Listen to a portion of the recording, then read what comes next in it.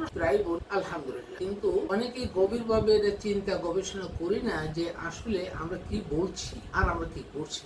আমরা বলে দিচ্ছি সকল প্রশংসা আল্লাহর জন্য। ধরুন যদি কাউকে বলি যে এই গাছে যতগুলো আম আছে পুরো আমগুলো আপনাকে দিলাম, তারপরে যদি অন্যজন কেউ এই গাছের আম চায়, তাকে কি আমি নৈতিকভাবে একটা আম দিতে পারি?